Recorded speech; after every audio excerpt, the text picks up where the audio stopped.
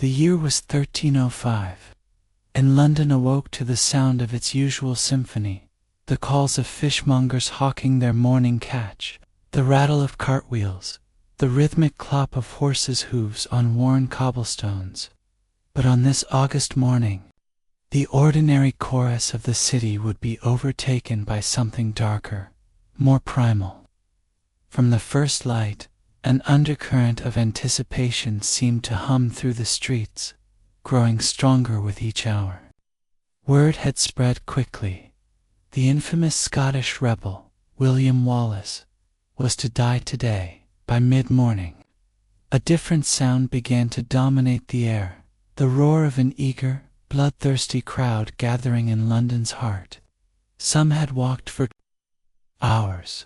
Others had traveled for days, drawn not merely by the promise of witnessing death, but by the chance to see the man who had defied a king.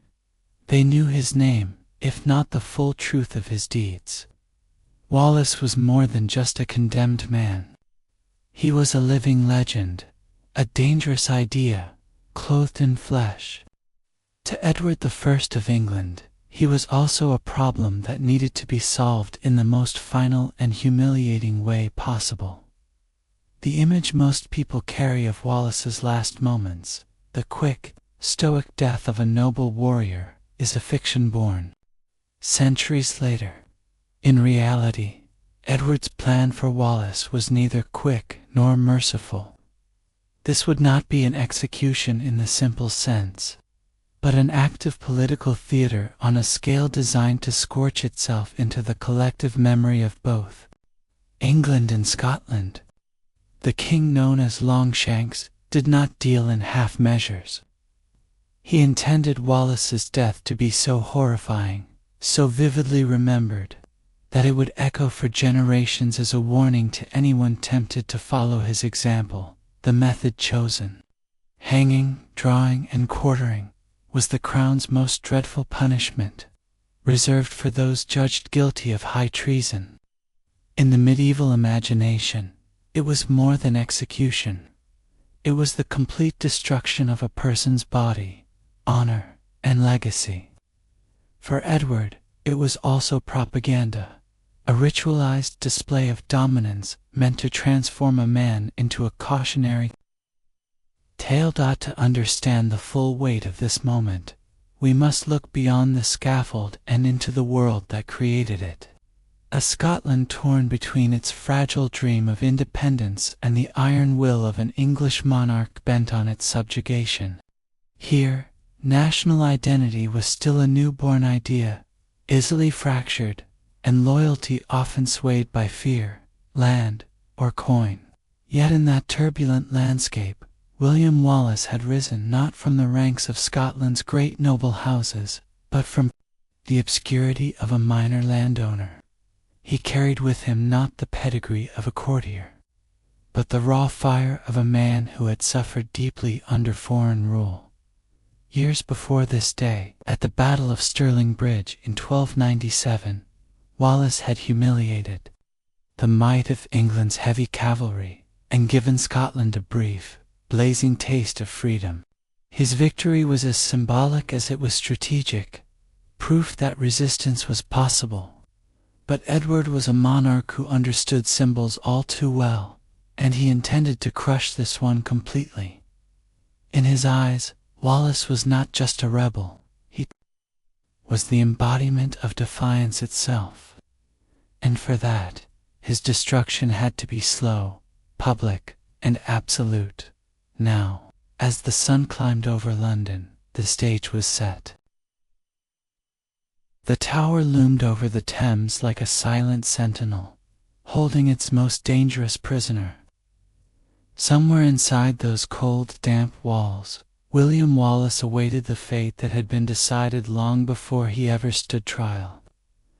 Outside, the city swelled with spectators, their voices a restless tide. Today would not be a simple matter of justice.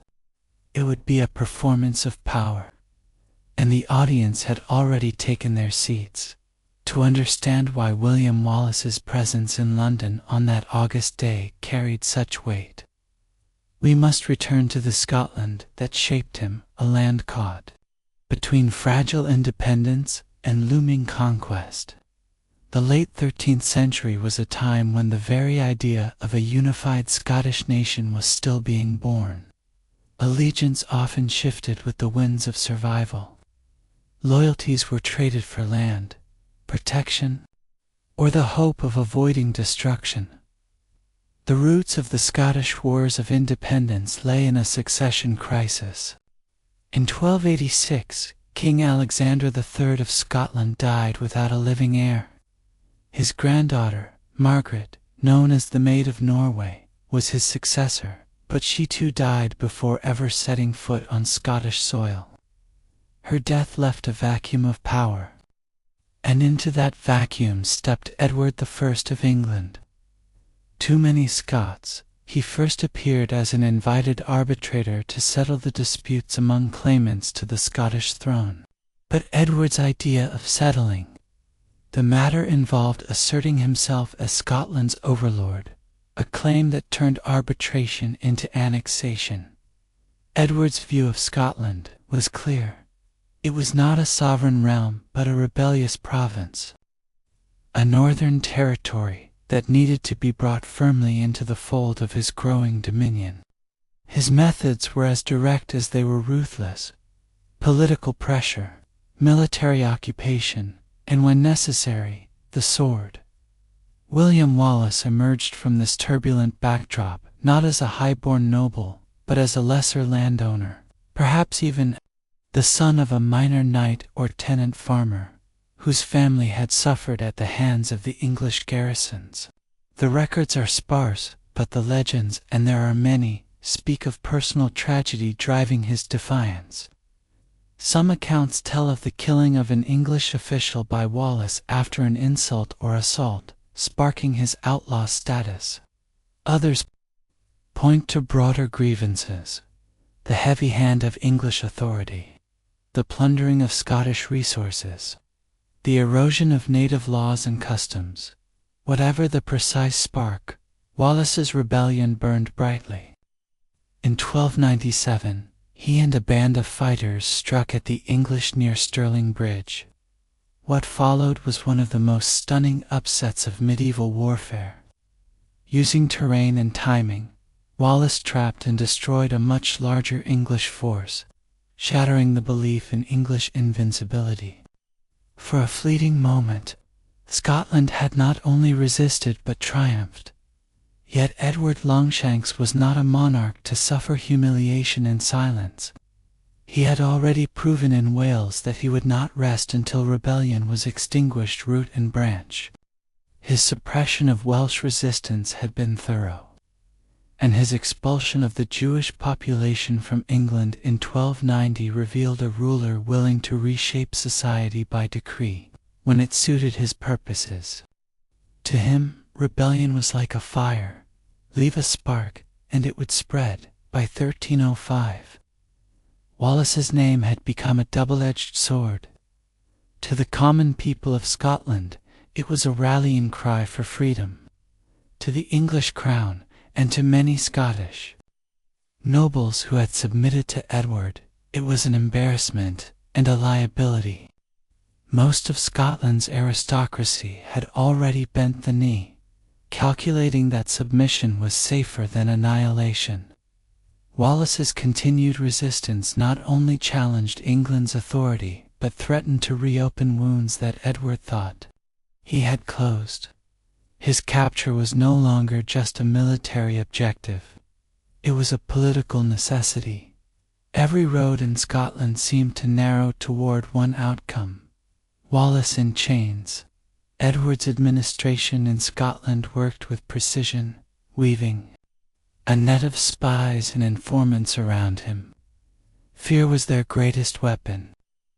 Former allies distanced themselves, not always out of disloyalty, but because they had families to protect, lands to hold, and lives they wished to preserve. In this grim climate, friendship with Wallace became a sentence of death. His eventual betrayal, as so often in history, came from within. In August 1305, near Glasgow, Wallace was seized, most likely due to the treachery of Sir John Menteith, a Scottish knight who had chosen to serve the English crown.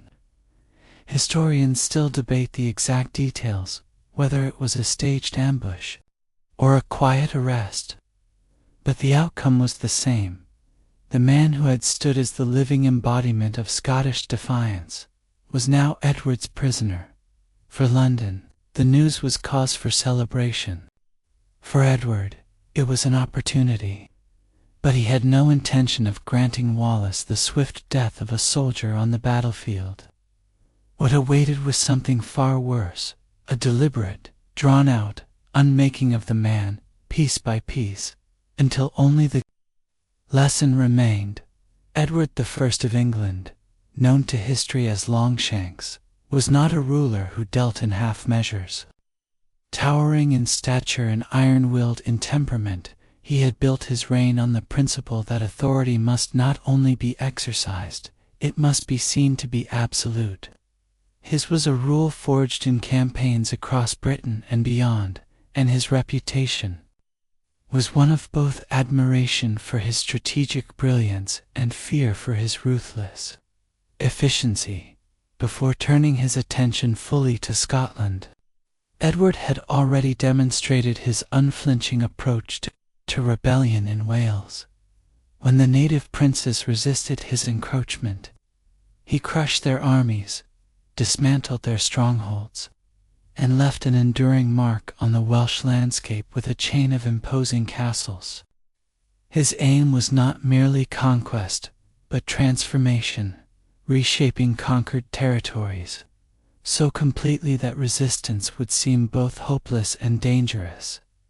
This same mindset drove his expulsion of the Jewish population from England in 1290, an act couched in religious and financial rhetoric, but, at its core, a demonstration of the king's ability to remake the realm according to his will. Whether dealing with enemies abroad or subjects at home, Edward's strategy was consistent. Leave no doubt about who held power. In this light, William Wallace was more than a rebel commander. He was an affront to Edward's personal vision of kingship. The victory at Stirling Bridge in 1297 had been a humiliation, striking at the very heart of the king's military prestige. The idea that a relatively small, poorly equipped Scottish force could destroy a larger, better-armed English army was not just a battlefield setback, it was a symbolic wound. Wallace had dared to challenge the natural order, as Edward saw it, in which the English crown was the supreme authority from the Channel to the Highlands. Worse still, Wallace's defiance did not end after the initial triumph. Though he was defeated at the Battle of Falkirk in 1298, he refused to submit, slipping into the shadows to wage a guerrilla-style resistance that kept the English presence in Scotland uneasy and costly. For Edward, this was intolerable. A rebellion suppressed was one thing, a rebellion that refused to die was a personal insult. By the early 1300s, the king's political chessboard had shifted. Most of the Scottish nobility had submitted, some even serving in Edward's councils. They had weighed the balance between honor and survival, and chosen the latter. This made Wallace's persistence all the more dangerous, not because he commanded a massive army, but because he represented an alternative to submission. His very existence undermined the narrative Edward needed to maintain that Scotland's surrender was both complete and irreversible. In Edward's view, if Wallace could be destroyed utterly, not only his life, but his reputation, his body, and even the memory of his defiance, then the embers of rebellion might finally be extinguished. But to achieve this, it would not be enough to kill him quietly in some remote garrison. His end had to be public, spectacular, and symbolic. The machinery of Edward's justice was well practiced in such performances. Trials could be staged to create the appearance of legality, punishments carefully chosen to reinforce the hierarchy of king over subject. In Wallace's case, the charge of high treason was inevitable, though absurd. Wallace had never sworn fealty to Edward, and therefore could not betray him in the legal sense. But logic mattered little here. The king's court was not seeking truth, but a verdict that could justify the most brutal sentence available under English law. In the summer of 1305, with Wallace in custody, Edward had the opportunity to make an example so searing that it would echo far beyond the borders of Scotland.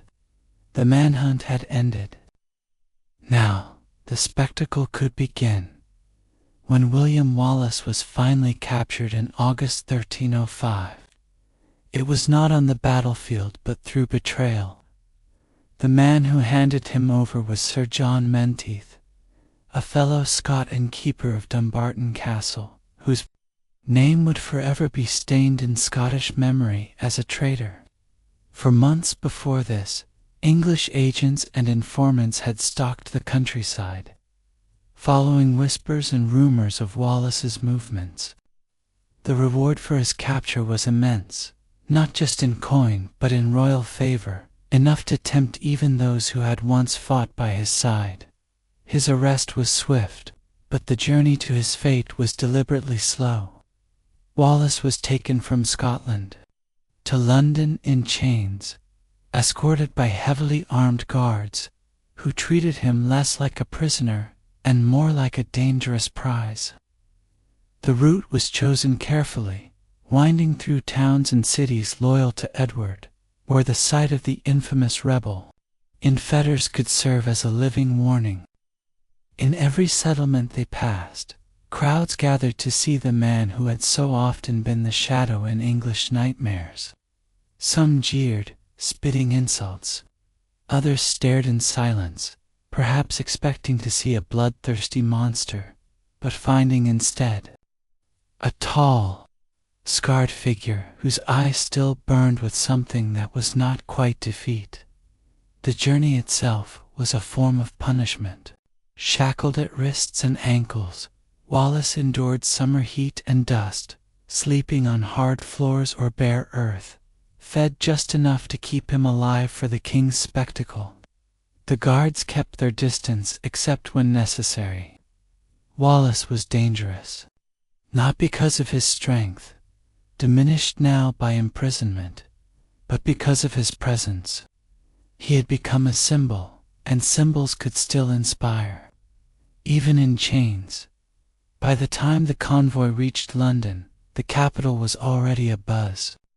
Rumors flew faster than the truth, that Wallace was 8 feet tall, that he could crush a man's skull with his bare hands, that he had slaughtered hundreds of Englishmen without mercy. Each telling made him larger than life, and Edward's court knew exactly how to use that. Wallace was paraded through the city streets in what was known as a show procession, not a formal trial, but a calculated display meant to strip away dignity.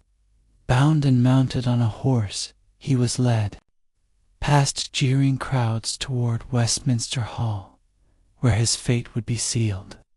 There was no question of acquittal. The trial was a formality, the verdict predetermined before the court. He was accused of high treason and of crimes against both king and people, charges framed in such a way that no defense could stand. Wallace spoke only once, denying that he was a traitor. He had never sworn loyalty to Edward, he argued, and so could not betray him. It was a statement of fact, but it also carried a deeper sting. Wallace was declaring, even in the king's own court, that Edward had no rightful claim over Scotland. The judges ignored it. Sentencing was swift, and the punishment was the most brutal allowed under English law: to be hanged. drawn, and quartered. This was not simply an execution. It was a ritual of obliteration, designed to destroy both body and memory, to turn the condemned into a warning carved into the collective mind of a kingdom. But Edward had planned something more. Before the execution, Wallace would be dragged through the streets of London at the tail of a horse, a humiliation reserved for the vilest criminals.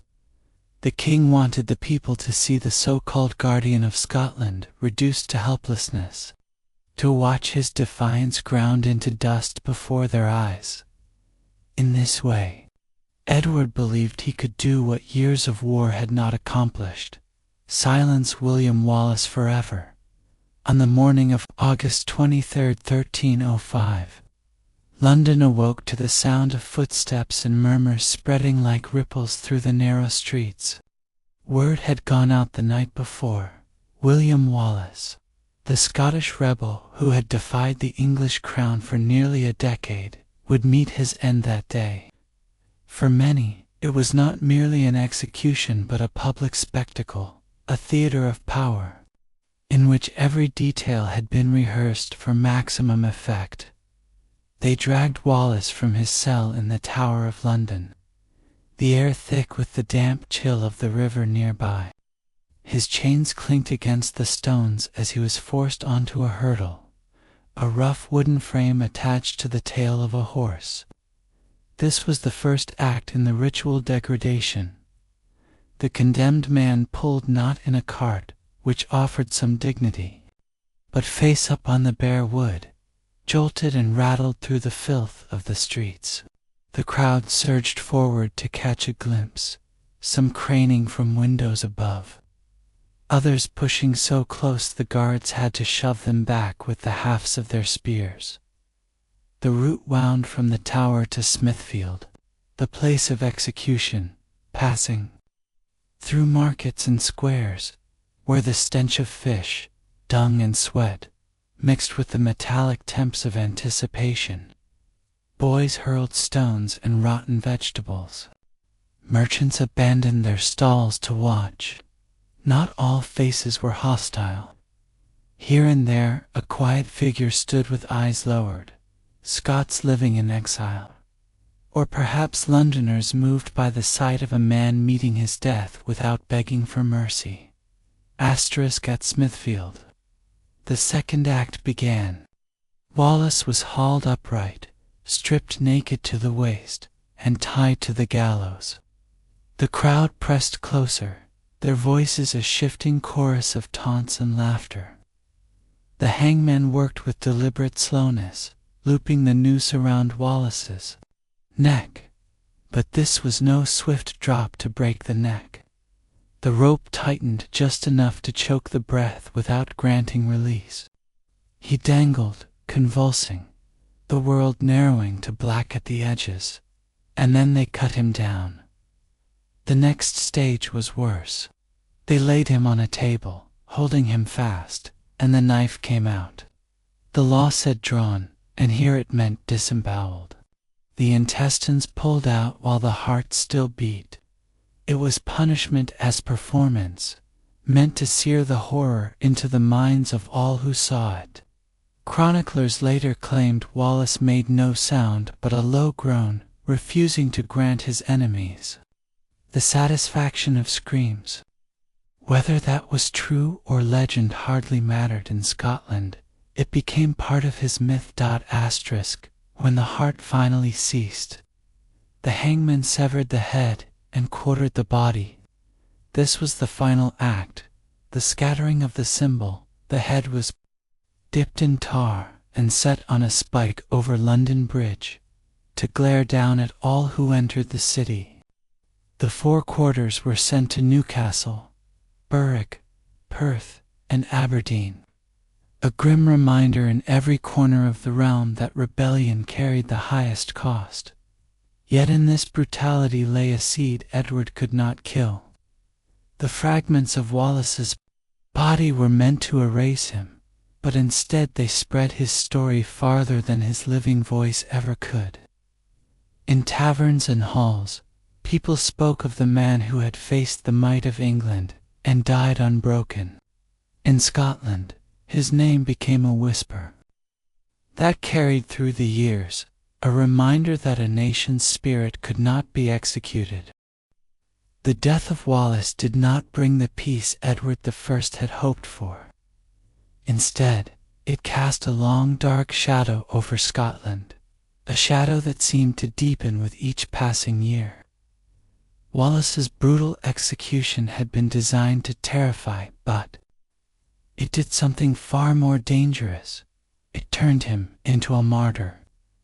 In the glens and villages, his name was spoken with quiet reverence, his courage recounted beside hearth fires, his fate woven into songs that the English could not silence. Scotland itself was now a land under the iron heel of occupation. Garrison towns bristled with English soldiers, their banners flapping over castles that had once been proudly Scottish. Taxes bit into the livelihoods of farmers, and grain was seized to feed the armies of their conquerors.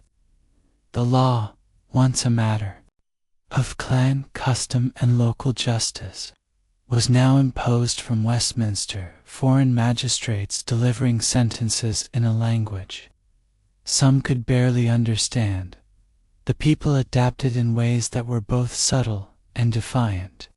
Shepherds might lose sheep that wandered into the hills, never to return. Messengers vanished on lonely roads, their bodies never found. In some villages, English officials would find their horses crippled overnight, hooves pierced with nails. These were not grand battles like Stirling Bridge, but they were small acts of resistance, gnawing at the edges of English control. But the most significant consequence of Wallace's death was political. The Scottish nobility, who had long been divided between those willing to submit to Edward and those determined to fight, now found themselves without a clear leader. Robert Bruce, the ambitious Lord of Carrick, watched events closely. He had once fought alongside Edward, and once with the Scots, his loyalties shifting with the tides. But Wallace's death stirred something in him, though whether it was patriotism, ambition, or both, none could say. Meanwhile, Edward was not idle. The king understood that Scotland could not be held by force alone. It must also be reshaped from within. English law, English taxes, English lords, all were tools to grind away Scottish identity. Yet the more he pressed, the more stubbornly it endured. The Highland clans remained largely beyond his reach, their lands too wild, their loyalty bound to blood and tradition rather than crown or coin. In the years after Wallace's death, a strange duality took hold. Outwardly, Scotland appeared subdued, its people weary of war. But beneath the surface, old grievances smoldered like peat in a bog, unseen until the wind shifted and flames broke out again. The English mistook the quiet for submission, just as they had before Wallace rose. In this tense and uneasy peace, Robert Bruce began making his moves. He cultivated allies in the church, knowing the pulpit could be as powerful as the sword. He met privately with nobles who had tired of English rule, offering promises of unity and leadership. And in the shadows, he prepared for a gamble that would change the fate of Scotland forever. By the winter of 1305, Robert Bruce had mastered the art of smiling while sharpening a knife behind his back. To Edward I, he remained the loyal vassal, swearing oaths, attending court, and even joining royal hunts. But to a select few in Scotland, he was whispering of rebellion, speaking in the guarded language of men who knew the cost of treason. The throne of Scotland was still vacant in all but name. John Balliol, the last crowned king, languished in exile in France, a reminder of Edward's power to unmake rulers. Bruce knew that waiting for Baliol's return was folly. The crown could not be reclaimed by a ghost, but seizing it would mean war, not only with England, but with the many Scottish lords who still doubted him. Chief among these was John Comyn, known as the Red Comyn, whose family had claims to the throne as strong as Bruce's own. Their rivalry had been simmering for years, each man circling the other like wolves over a single carcass. Comyn, a staunch supporter of Baliol, distrusted Bruce's shifting loyalties, while Bruce saw Comyn as the greatest obstacle to his ambitions. Yet both understood that Scotland could not fight England while its nobility remained divided. If they could unite, there might still be a chance. In February 1306, in the heart of a bleak Scottish winter, Bruce and Comyn agreed to meet at Greyfriars Church in Dumfries, a neutral ground where even sworn enemies were expected to lay down their arms. What passed between them inside those stone walls remains one of the most contested moments in Scottish history. Some say Bruce offered Comyn a pact: support my claim to the throne, and I will grant you lands and power. Others claim the conversation turned to accusations and threats. What is known is that voices were raised. Witnesses heard the clatter of movement. And then Robert Bruce struck. Whether with dagger or sword, history does not agree, but Comyn fell, bleeding onto the cold flagstones before the altar. Some say Bruce left him merely wounded, only for his followers to finish the job. Others say he ensured the killing blow himself. Either way, the sanctity of the church was shattered, and with it, the possibility of peaceful politics in Scotland. News of the murder spread like wildfire.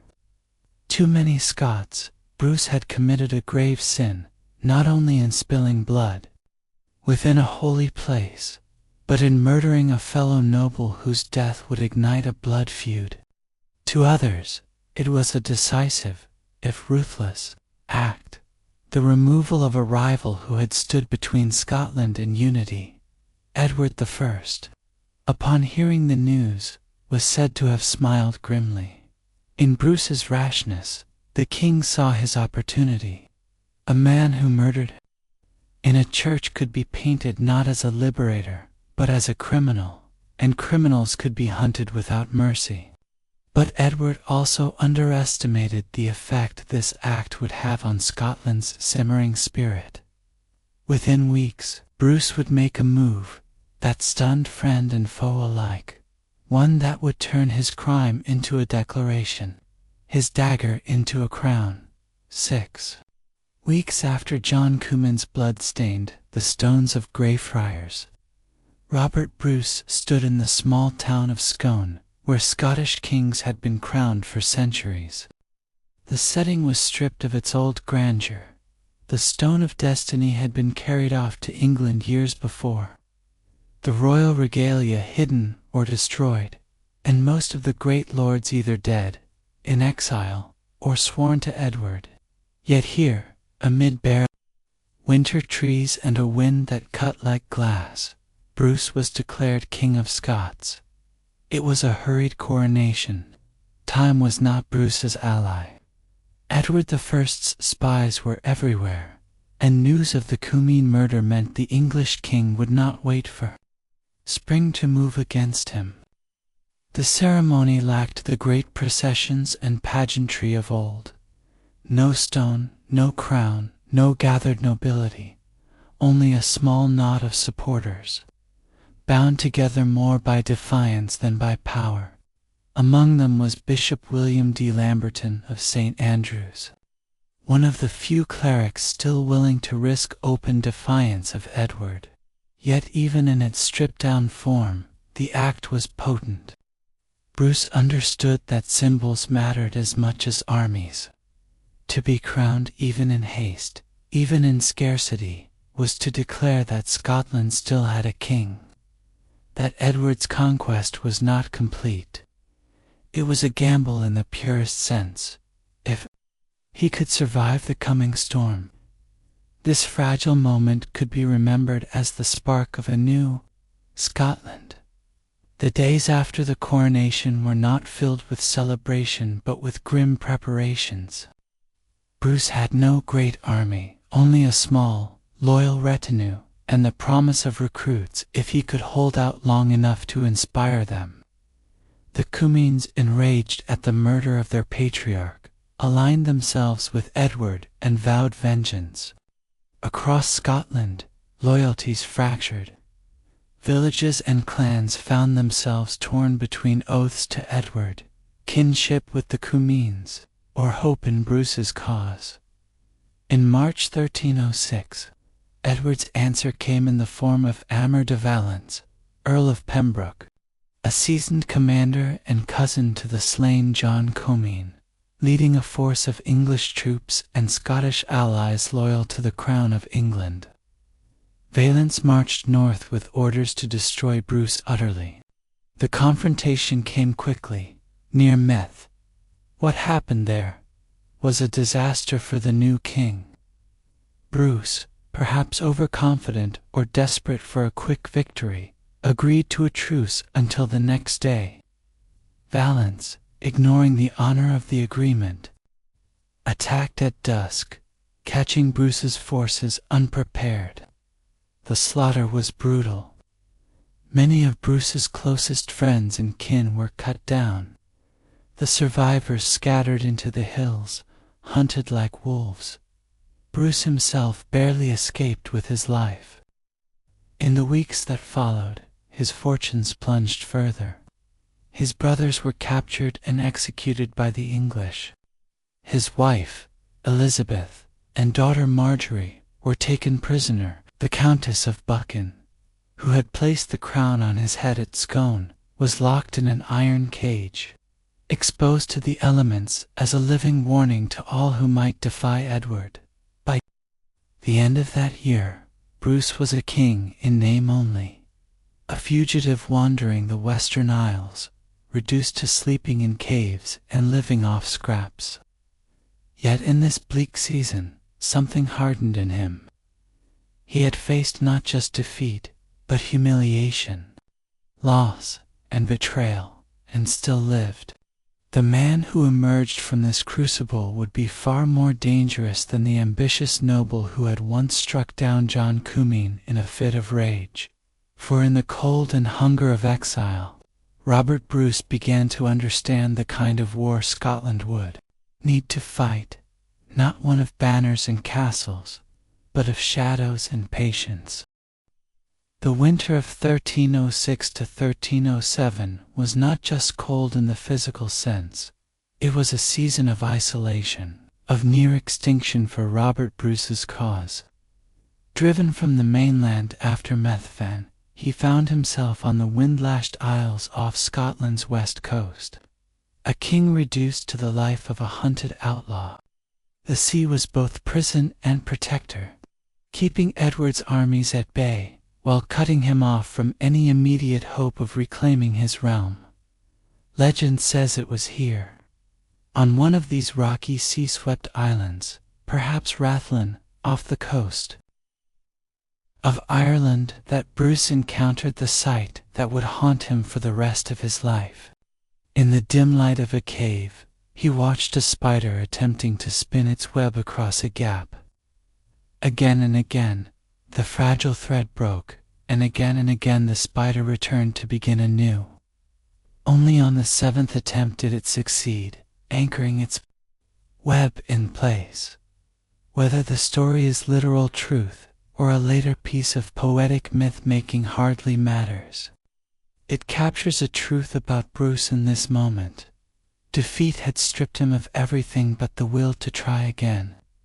He began to reshape himself from a knight of chivalric contests into a commander of ambushes, raids, and sudden strikes, a leader who understood that survival was, in itself, a kind of victory. While Edward's forces scoured the mainland, Bruce rebuilt his strength in obscurity. He sent messengers to trusted allies, calling on those still loyal to meet him when the time was right. In the glens and isles, whispers of his survival began to spread. These whispers mattered in a land crushed under English rule. Even a rumor of defiance could keep hope alive. Meanwhile, Edward I, the Hammer of the Scots, was aging but still relentless. The old king believed Bruce was finished, a fugitive to be swatted down at leisure. He underestimated the value of winter, how it allowed Bruce to vanish into landscapes that could freeze an army in its tracks. The English could burn villages, but they could not burn the stubborn idea that Scotland's fight was not over by early 1307. As the ice began to break on the western waters, Bruce made his move.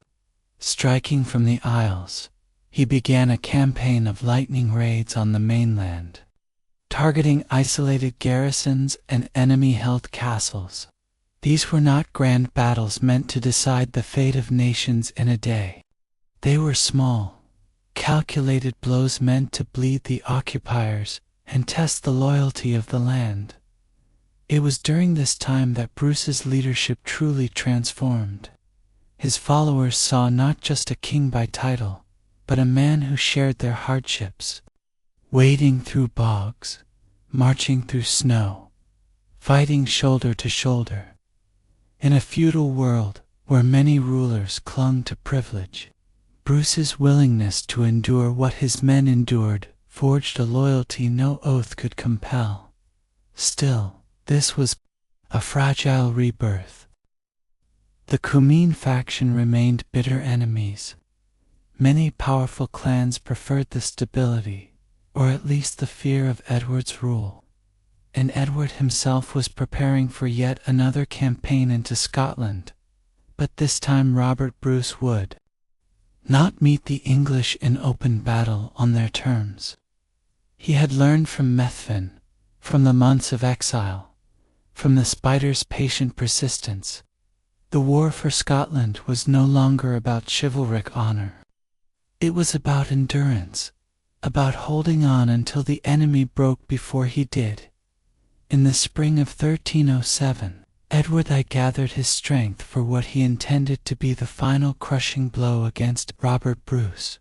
The Hammer of the Scots had pursued this war for decades, and though age had bent his back, it had not dulled his will.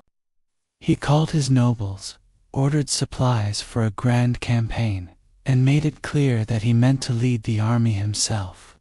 To Edward, Bruce was still a traitor who had murdered John Comyn in cold blood, and treason could only be answered with the sword and the scaffold. But the man who had towered over his enemies in youth was now 68 years old, an age few warriors ever saw in the 14th century. His body bore the weight of a lifetime of campaigning.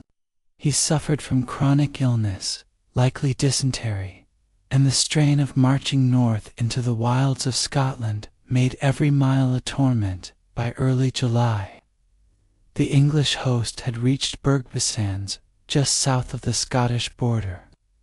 There, the great warlord's strength finally failed him. Edward I, who had shattered Wales and brought Scotland to its knees, lay in his tent, unable to continue. Chroniclers say he summoned his son, the future Edward II, and gave his last command, that his bones should be carried before the army into Scotland, so that even in death he would lead the destruction of Bruce. It was a symbolic gesture, fierce and theatrical, but history would have other plans.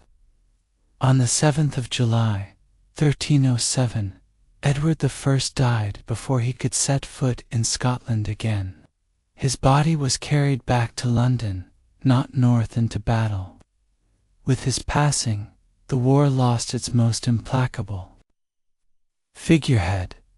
The throne passed to Edward II, a man utterly unlike his father.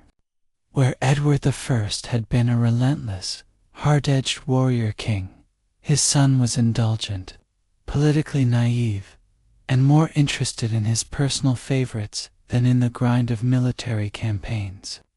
For Robert Bruce, the change was nothing short of a miracle. It was not peace. Far from it.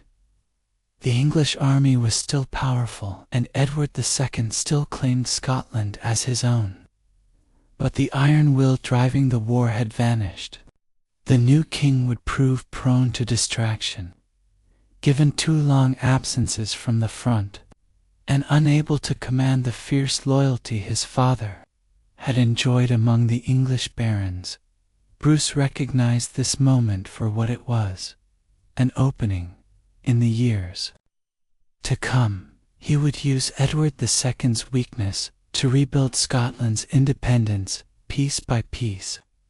But in the summer of 1307, all that mattered was this: the man who had hunted him to the ends of the earth was gone. The hammer of the Scots had fallen silent, and for the first time in years, the sound of Scotland's heart beating in defiance could be heard without, the thunder of his war drums drowning it out.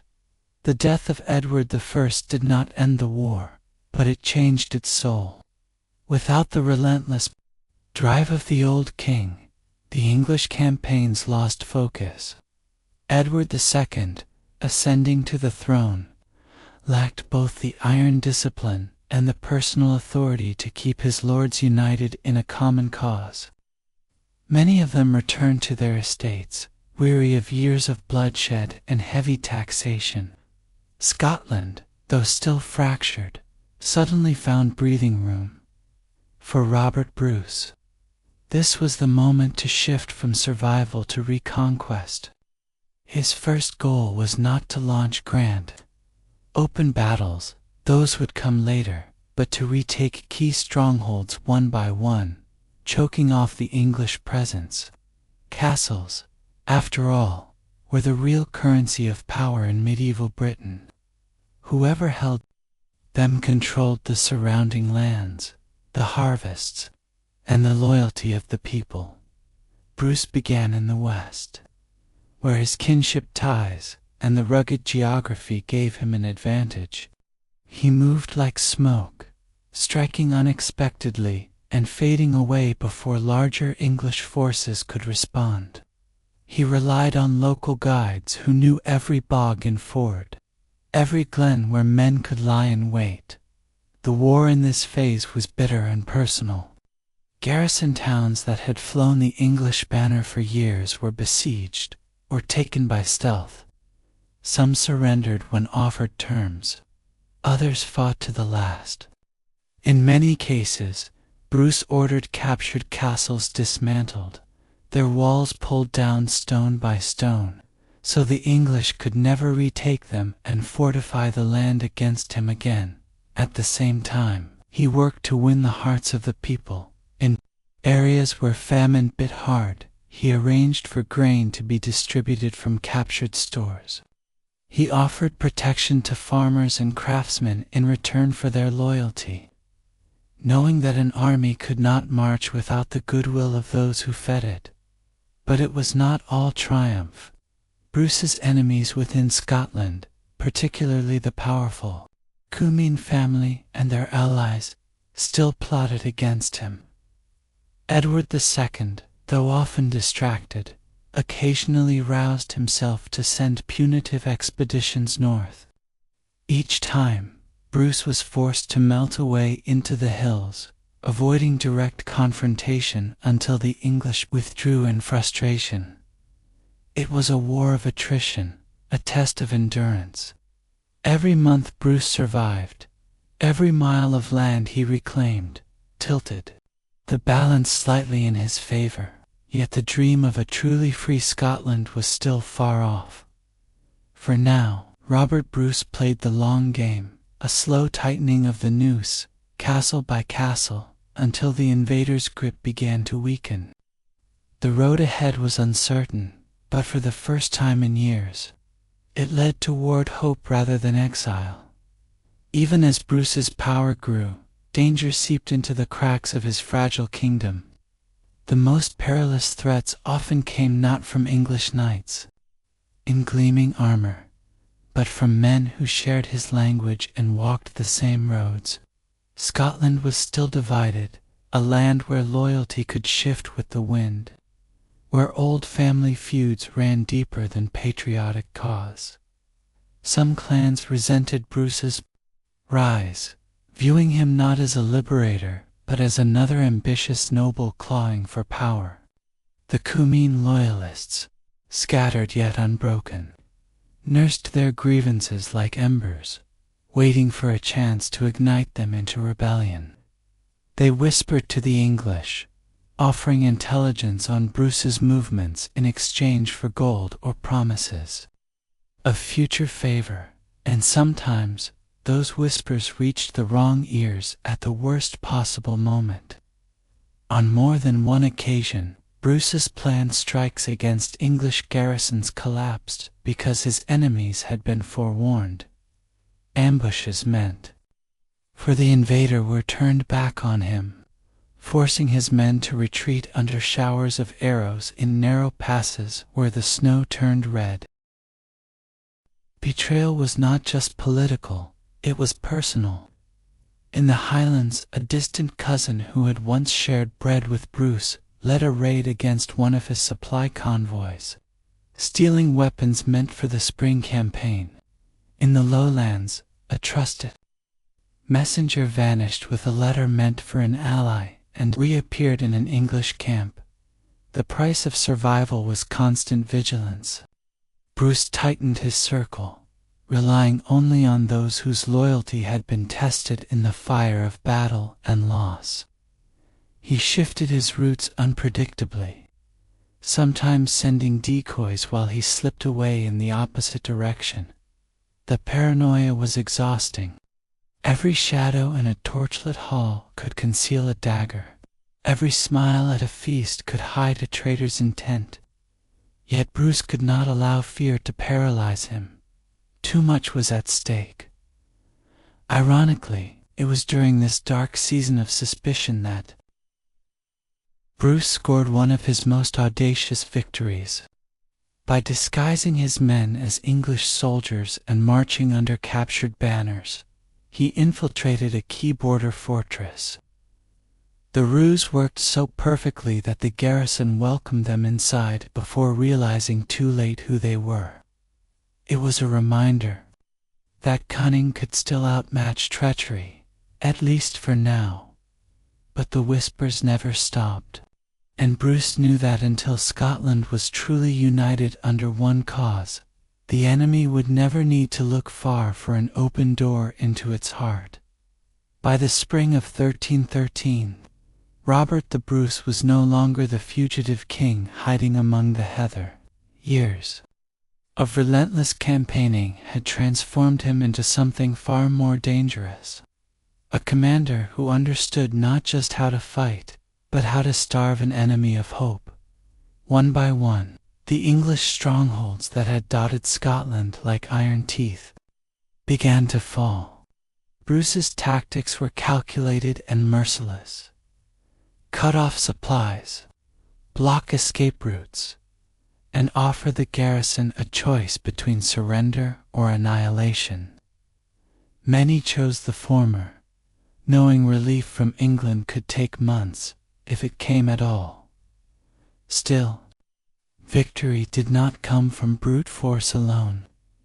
Bruce and his commanders, men like James Douglas, the Black Douglas, whose night raids had become legendary, fought with an understanding of the land that the English could never match. They moved swiftly through the forests, vanished into marshes, and struck in places where no army should have been able to march. This was not chivalry. It was war stripped to its raw, unpolished truth. Bruce ordered the destruction of castles that could not be held, so they could never again shelter the invader. Towns that sided with England were razed, not out of cruelty, but as a ruthless message.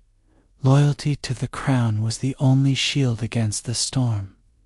The shift was visible not just on the battlefield, but in the hearts of the people. Farmers who had once kept their heads down now carried word of English troop movements to Bruce's men. Fishermen smuggled weapons along the coast, hidden beneath baskets of herring.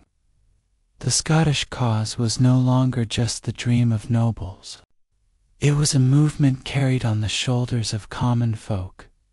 Even Edward II, far to the south, began to feel the tightening grip of Bruce's resurgence.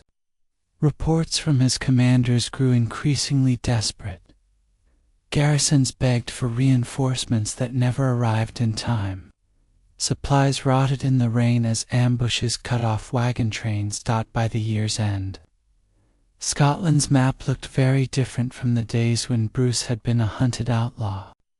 The red of English occupation was shrinking, replaced by the steel gray of reclaimed land. And in the center of it all stood Bruce, no longer the man on the run, but the man everyone now had to reckon with. The tide had turned, and for the first time in years, the prospect of a Scotland free from English rule no longer seemed like a distant dream. It was beginning to feel inevitable. By early 1314, the war had reached a point where neither side could afford to hesitate. Bruce's momentum was undeniable, yet there remained one glaring reminder of English dominance. Stirling Castle, perched on a volcanic crag and surrounded by marshland. Stirling was the gateway between the highlands and lowlands, a fortress that commanded Scotland's heart. Its garrison was under siege by Bruce's forces, led by his brother Edward Bruce, but a fateful agreement between Edward Bruce and the castle's English commander would set the stage for one of history's most famous battles. If the English could send a relief army by midsummer, the castle would be surrendered to them. It was a dangerous concession, and Robert knew it. The pact effectively gave Edward II of England a clear deadline and a reason to march north with overwhelming force. For Edward, whose reign had been marred by military failures and political strife, this was an opportunity to reclaim honor and crush Bruce's rebellion in one decisive blow. Word of the English preparations spread quickly. Across the border, blacksmiths hammered day and night to forge weapons. Supplies were stockpiled. Warships readied to ferry men and horses to Scotland. Edward II assembled a massive host. Estimates range from 15,000 to over 20,000 men, far outnumbering Bruce's force of perhaps 6,000. It was to be an army of knights, longbowmen, infantry, and siege engines. A show of power meant to overwhelm not just Bruce's army, but the very idea of Scottish resistance. Bruce did not flinch. If the English came in numbers, it only meant they could be beaten in one stroke. He knew that Scotland could not withstand another generation of drawn-out war. The fight had to be brought to a head. The marshy ground near the Bannockburn, just south of Stirling, offered him the perfect stage. Narrow approaches would neutralize the English advantage in numbers, while concealed pits and sharpened stakes could turn their cavalry into chaos. As the summer sun grew hotter, Bruce's army trained, fortified, and prayed. Men repaired their weapons, tested their armor, and whispered about what was to come. The stakes were impossible to ignore. Victory would mean freedom. Defeat could plunge Scotland back into English control for decades. And so, in the waning days of June 1314, as banners snapped in the wind and the smell of trampled grass hung in the air, two armies began their march toward a place whose name would echo through the centuries. On the morning of June 23, 1314, the English host emerged like a tide of steel, their armor glinting in the sun, banners bright with lions and crosses. Edward II's confidence was palpable. To him, the Scots were rebels, their king a pretender, and today, England's might would end the farce. Bruce's army, however, was already in position. They were not as richly equipped as the English, but their discipline and cohesion spoke volumes. The Scots had spent days shaping the battlefield, digging hidden pits, lining them with sharpened stakes, and camouflaging them with turf to break charging horses. The ground was chosen with precision, constricting, boggy in parts, forcing the enemy into tight formations. The first clash came in a moment that would become legend. Sir Henry de Bohun, an English knight, spotted Robert the Bruce riding ahead of his lines, seizing what he thought was a chance to end the war with a single blow. Bohun spurred his massive warhorse into a thunderous charge. Bruce, on a smaller mount, waited until the last possible second before rising in his stirrups and bringing his axe down on Bohun's head with such force that it split helm and skull in one stroke. It was more than just a duel, it was a signal to both armies. To the Scots, it was proof that their king would meet danger head-on. To the English, it was a chilling reminder that this enemy was not easily cowed. Skirmishes flared along the front. English cavalry tried probing attacks, but the narrow ground and Scottish Chiltern formations, dense circles of spearmen, bristling like hedgehogs, turned every advance into a bloody repulse. Horses screamed and stumbled into pits, unseating their riders. Archers loosed arrows, but without room to maneuver. Their effect was limited. By the time the sun dipped toward the horizon, the English had made no decisive breakthrough. Instead, they found themselves cramped, frustrated, and increasingly aware that the Scots held the advantage in both terrain and morale. As night fell, Bruce's men withdrew to rest, confident that the next day would bring the true test. In the English camp, tempers frayed. Edward's commanders argued over tactics, some urging an immediate all-out assault at dawn, others cautioning patience. But time was not on their side.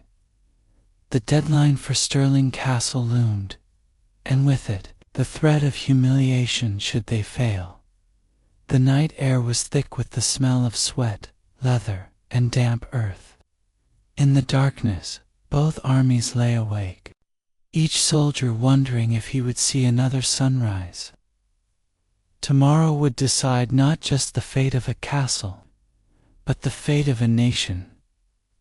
Dawn, on June 24th, 1314, broke under a sky streaked with pale gold, but there was no beauty in it for the English army. They had spent a restless night in the cramped, muddy ground by the Bannock Burn, their horses restless, their tempers raw.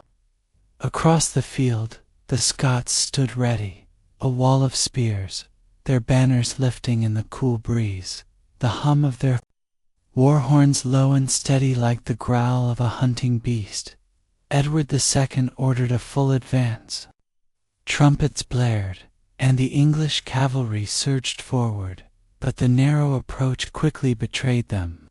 The heavy war horses found no room to build momentum, pressed shoulder to shoulder, their riders unable to break through the disciplined sprints. Every yard gained came at the cost of lives, as horses crashed into hidden pits or were impaled on the forest of spears. Then came the longbowmen. Edward's archers, England's deadliest asset, began to position themselves for a devastating volley. Bruce, knowing the danger, sent his light cavalry in a sweeping flank attack. They smashed into the unprotected archers, scattering them in chaos, with their bowstrings snapped and quivers overturned into the mud. The English lost one of their greatest advantages. The press of men and horses became suffocating. The Bannockburn itself, swollen from recent rains, hemmed the English in, turning retreat into panic. Those in the rear tried to push forward, while those at the front were driven back. Men fell, trampled or drowned in the shallow but treacherous waters. It was then that the final blow came, a sudden thundering roar from the north. Over the crest of a hill appeared fresh Scottish troops, the small folk camp followers, servants, and townspeople who had armed themselves with whatever they could find and now advanced, shouting and waving flags. To the exhausted English, it looked like a massive new army descending upon them. Morale shattered. The retreat became a rout. Edward himself barely escaped, fleeing the field under the guard of a few loyal knights. His army dissolved into the surrounding countryside, pursued relentlessly by the Scots. By midday, the field was Bruce's. Bannockburn was not merely a victory, it was a miracle of discipline, terrain, and leadership. Against overwhelming odds, the Scots had broken the pride of England and secured their king's place in history. In the days that followed, the battlefield was littered with the wreckage of ambition, broken lances, discarded armor, and the bodies of men who had thought themselves invincible. The Bannockburn ran dark, carrying the memory of those 2 days into legend. The smoke had barely drifted from the field when the scale of what had happened began to sink in. Word of the Scottish triumph at Bannockburn spread with the speed of wildfire. In Edinburgh, bells rang in jubilant defiance. In the Highland glens, clans who had wavered before now sent word of loyalty to King Robert. Even the distant isles, often indifferent to the affairs of the mainland, stirred with pride. For the survivors of the English army, the road home was a gauntlet of shame. Stripped of supplies, hounded by Scottish raiding parties, many were captured for ransom, a grim but profitable tradition of medieval warfare. Some, too wounded to travel, were left to the mercy of the locals, whose hospitality was often measured against the brutality they themselves had endured in years past. Robert Bruce moved quickly to secure the fruits of his victory. Castles that had flown the English banner were besieged or surrendered without a fight. The countryside, once scarred by English occupation, began the slow process of reclaiming itself. Fields were sown again. Parish bells replaced the sound of marching boots. But Bruce was no fool. He knew Bannockburn had won a battle, not the war. England, humiliated and nursing its wounds, would not give up its claim so easily. Still, the psychological blow was immense. The invincibility of English arms had been broken, and with it the aura of inevitability that had hung over Scotland's fate. In the months that followed, Bruce sent envoys to the courts of Europe, reminding them that Scotland was a sovereign kingdom, not a rebellious province. He offered trade to some, military alliances to others, and, above all, a chance to stand with a king who had defied the mightiest crown in Christendom and prevailed. Meanwhile, among the people, songs began to circulate, verses sung in marketplaces and taverns, celebrating the courage of the Chilterns, the cunning of Bruce, and the humiliation of the English. These ballads, often improvised and embroidered with each retelling, carried the story into every corner of the land, turning history into legend. The English chroniclers, bitter in defeat, tried to frame the loss as a fluke of fortune. Poor terrain, bad weather, an overextended line. But in private, even they admitted what the Scots already knew, that Bannockburn was a masterpiece of strategy, and Robert Bruce had proven himself not just a warrior, but a statesman of the highest order. For now, Scotland breathed easier. Yet Bruce knew the path ahead would demand as much skill in politics as on the battlefield. A crown won in blood must be defended in peace, and peace, as history would show, could be the most treacherous battlefield of all. In the years after Bannockburn, Robert Bruce found himself in a new kind of war, one fought not with swords and spears, but with parchment and seals. The battlefield was now the courts of Europe, where kings and popes debated Scotland's legitimacy as a sovereign kingdom. Edward II, nursing both personal humiliation and political unrest at home, refused to acknowledge Bruce's title. To admit defeat was to unravel the very claim England had pressed for decades, that Scotland was a vassal state. Yet Edward's hold over his own barons was fragile. The lords who had survived Bannockburn returned home with empty purses and bruised pride, questioning whether following their king into Scotland had been worth the ruin. Bruce used this division to his advantage. He struck south repeatedly, launching calculated raids deep into northern England.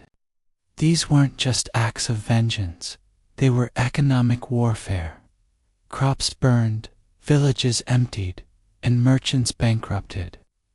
Each raid forced England to spend heavily on defense, further draining the royal treasury. At the same time, Bruce sought allies abroad. His envoys courted the French court, where the old enmity with England made Scottish friendship an appealing prospect. In Norway, he renewed the ties that had once bound the Scottish crown to Norse rulers, and in the papal court at Avignon he waged his most delicate campaign, persuading the Pope to lift the sentence of excommunication that still hung over him for the killing of John Comyn years before.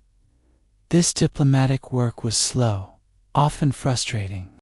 Letters could take months to arrive, and a single change in political mood could undo years of careful negotiation.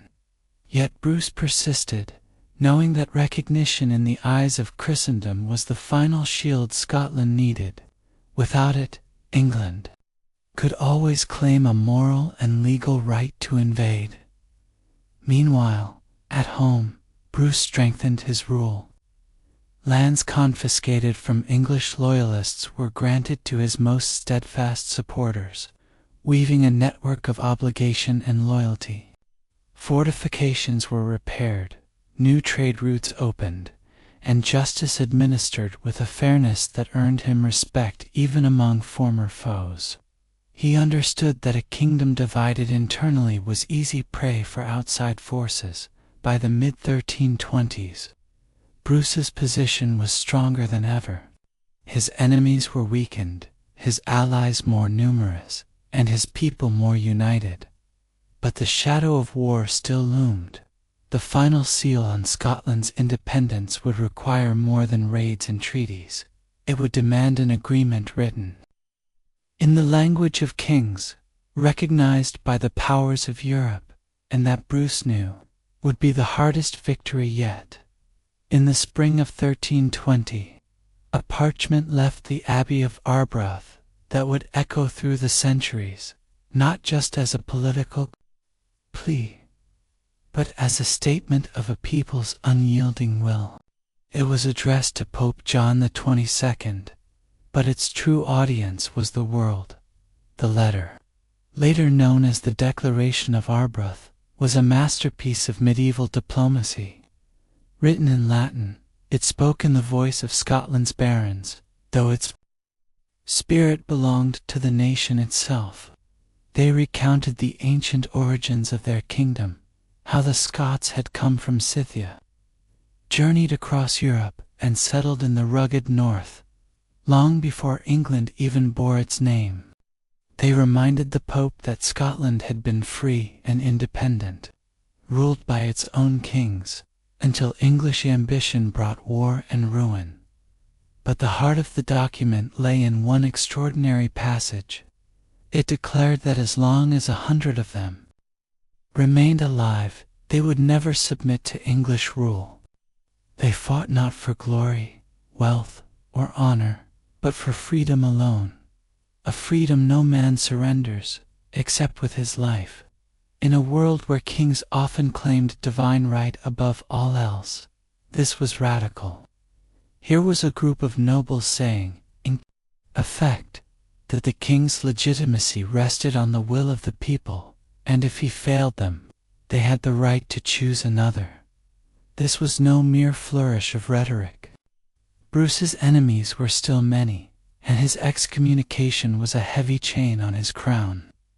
The declaration was meant to remind the Pope that Scotland's struggle was not a rebellion against rightful authority, but a defense against aggression.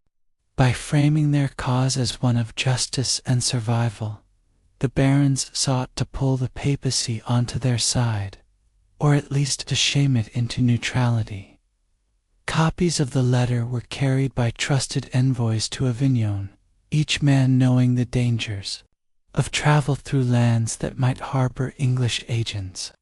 The parchment bore the seals of over 40 Scottish nobles, each a public declaration of loyalty to Bruce and the cause of independence. For the people of Scotland, most of whom would never read the document, the declaration still mattered. Word spread of its bold words, and in taverns and hearthlit halls, men and women repeated the phrases like a vow. It became a quiet, unspoken pact between ruler and ruled, that the kingdom existed not for the crown alone, but for the people, who called it home. The Pope's reply was cautious. While he did not instantly lift Bruce's excommunication, the declaration had shifted the tone of the conversation. Scotland was no longer merely a quarrelsome vassal in the eyes of Europe. It was a nation asserting its right to exist. Bruce had not yet won peace, but with the Declaration of Arbroath, he had won something almost as valuable, the moral high ground. By the mid-1320s, Robert the Bruce stood at the summit of his long bloody climb. His enemies within Scotland were dead or broken, the English garrisons were gone, and his banner flew from the borders to the wild cliffs of Caithness. Yet the war was not truly over, not while Edward II still refused to recognize Scotland's independence. Peace talks came and went like shifting tides, each one breaking on the same rock, Bruce's demand for full sovereignty and England's refusal to grant it. In truth, Bruce no longer feared England's armies as he once had. Edward II's reign was a crumbling edifice, beset by baronial revolts and the ridicule of his own court. But kings, however weak, rarely surrender their claims easily. So Bruce continued to press his advantage, striking deep into northern England with fast-moving raids that burned villages and emptied granaries. These were not mere acts of vengeance, they were political pressure, designed to make the cost of war unbearable. For the common folk of Northumberland and Yorkshire, the Scottish raids were a grim mirror of their own king's failings. Then, in 1327, fate took an unexpected turn. Edward II was deposed in a coup, led by his own wife, Queen Isabella, and her lover, Roger Mortimer. The new regime, eager to secure its own position, opened negotiations with Bruce in earnest. That September, the Treaty of Edinburgh-Northampton was signed. England formally recognized Scotland as a free and independent kingdom, with Robert the Bruce as its rightful king. For the first time in decades, the land exhaled. Markets reopened without fear of fire and sword, and families began to mend the torn fabric of daily life. Bruce himself could finally walk his halls without the shadow of pursuit at his heels. But the years of struggle had left their mark. The king's health was failing. Some whispered it was leprosy. Others said a slow, wasting illness, and he knew he had little time left. Still, he moved with urgency to secure the kingdom he had fought so hard to win. He oversaw land reforms to reward loyal followers and stabilize the realm, ensuring that the old feuds which had nearly torn Scotland apart would not flare again.